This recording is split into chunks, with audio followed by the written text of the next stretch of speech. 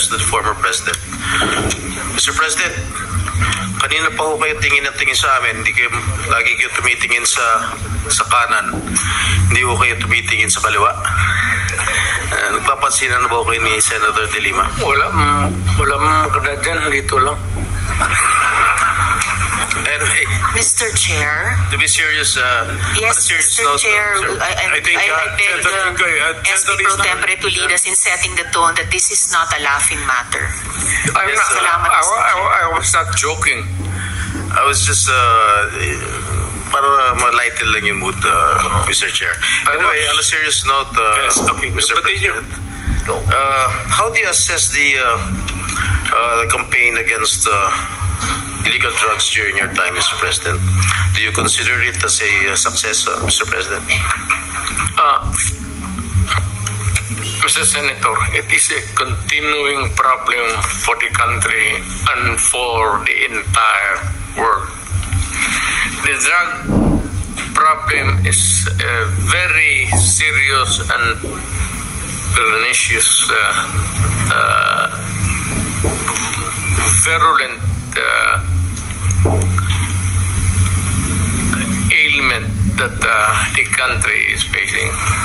Panahon ko and the previous presidents, yung panahon ko, hindi siguro ninyo nagustuhan, not you, yung the entire country. I am addressing the entire country.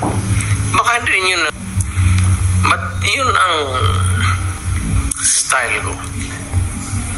Sinabi ko nga, I tried to do the best that I could. Kung nagkulang ako, pasensya. Pero ang solusyon during my time was a call of duty of the president. Ako yun. Kasi ako yung presidente sa panahon ko. At hindi ako nagkulang, Mr. Senator. Nag-warning ako lahat narinig ng Pilipinas. Huminto kayo sa droga. Bitawan ninyo, drop it. Kasi magkakaproblema talaga tayo. Pag nakita tayo sa isang kanto at naghawak mo ang droga, problema na talaga yan. So, yun na, magkakaroon tayo ng problema. May patayan.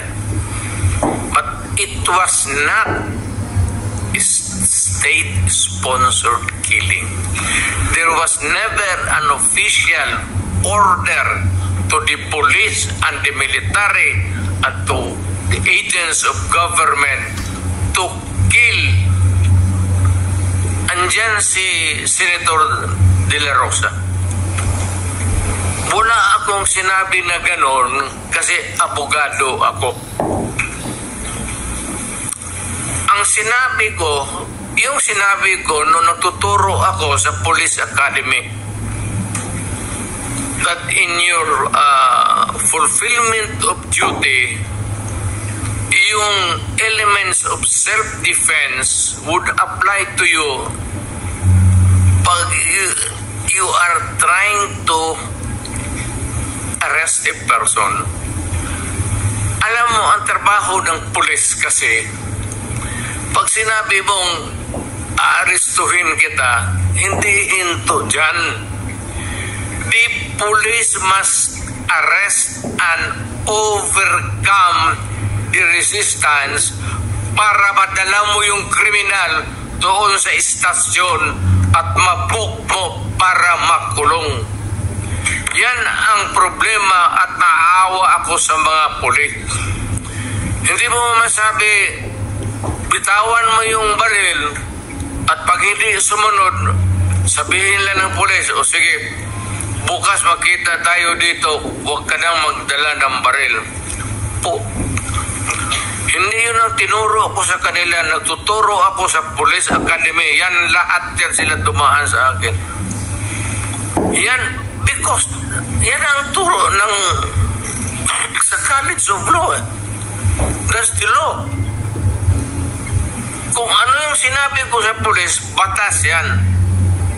Walang compromise dyan when you are arresting a person.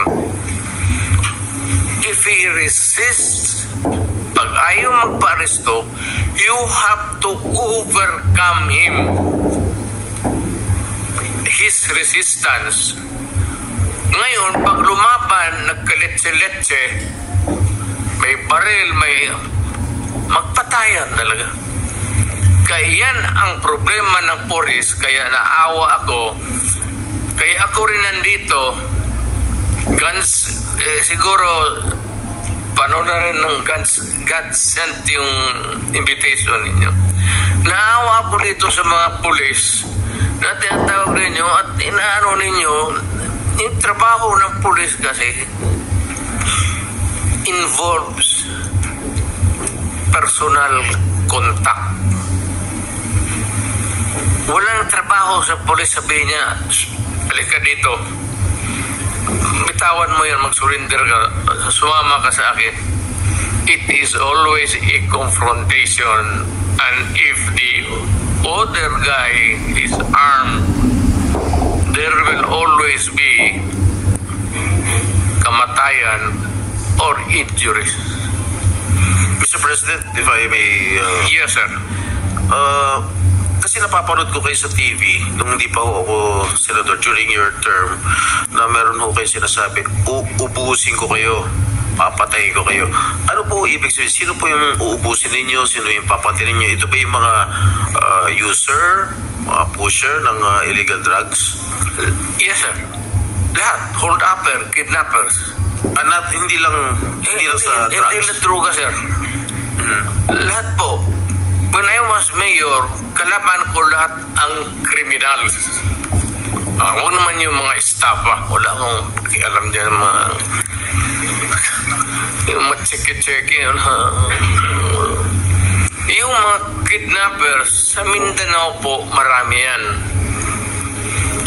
At yung mga lawless elements doon, when they go on a rampage, they take over the entire municipality. I-hostage na lang yung municipality, yung bangko lahat doon, hino-hold up, at yung police hindi makagalaw kasi nakapalibot sila and there are civilians. And they cannot start a war because the civilians eventually will be killed in the process. Patay sila. Nung sinabi niyo pong uubusin ko kayo lahat, papatayin ko kayo lahat, ito ba ho yung naging resulta kaya marami hong naging patayan, Ginoong Pangulo? Literally, yes. So, pero wala ho kayong inuutos sa mga dating chief of police ninyo, chief of PNP na pumatay? Warning lang na istorya mo lang yan, sir. Chismis lang ho? Ano, pagka mayor ka o presidente ka, pag sinabi mo, hoy, huminto kayo dyan, masama yan, illegal yan, walang mangyari sa syudad mo. Pag sinabi mo, huminto kayo, papatayin ko kayo. Pag hindi sila huminto, of course the police would come in. Sabihin ko sa police, pag naghawak ng baril, ito yan sila, dumaan yan sa Davao lahat. Goy, pati, ito si Danao, lahat yan sila, dumaan ng Davao. Ang order ko talaga sa kanila, pag makahawak ng baril, patayin mo na para one less criminals. Bukas mag-hold up na naman yan, may poproblema na naman tayo. Ganon rin sa poser. Ina-clarify ko po kanina sinabi nyo na in-encourage nyo ang PNP na i-encourage yung suspect na lumaban. Yes. Para mapatay, para masabing nanlaban. Correct. incorrect. Para That was a very ma-minimize. incorrect. Correct, yes. Very incorrect po, Yes. I may say, as a It's not civilian, a- sa professional police. It depends Sinabi on, tayo, Mr. Chair. ano na natin yan, ma'am. That's your view, that, right? It's not my view, Hindi ka only Mr. dumaan Chair. Thank you for hindi ka putting it on dumaan record. pagka-mayor, pagka-prosecutor. Ako, alam ko, dumaan ako prosecutor, mayor, presidente, alam ko ang trabaho ko.